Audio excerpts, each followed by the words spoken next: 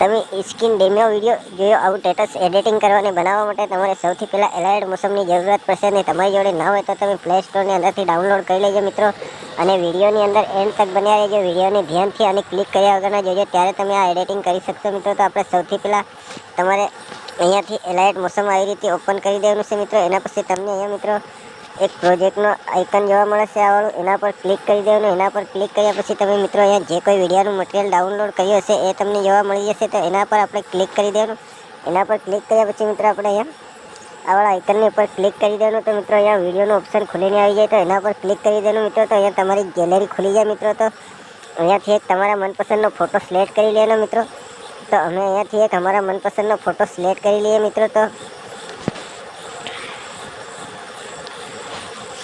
તો મિત્રો અમે અહીંયાથી આવાળો ફોટો સિલેક્ટ કરી લીધો મિત્રો. ફોટાને સિલેક્ટ કર્યા પછી મિત્રો આપણે આવાળો 3 ટપકાનું આઇકન જોવાય છે એના પર ક્લિક કરી લેવાનું. ક્લિક કર્યા પછી મિત્રો તમારે આ 5મા નંબરના ઇન્ટરફેસની ઉપર ક્લિક કરી દેવાનું. તો ફોટો ફૂલ સાઇઝમાં થઈ જાય. એને પછી આવી રીતે સોંગની લાસ્ટમાં આવે અને અહીંયા ક્લિક કરી દેવાનું મિત્રો. તો આપણો ફોટો સોંગની લાસ્ટ સુધી આવી જાય. એના પછી મિત્રો આપણે ફરી આગળ આવી જવાનું. આવી રીતે આગળ આવ્યા પછી મિત્રો આવી રીતે ફોટાની ઉપર ક્લિક કરી અને ફોટાને આવી રીતે ખસેડી લાવવાનો મિત્રો.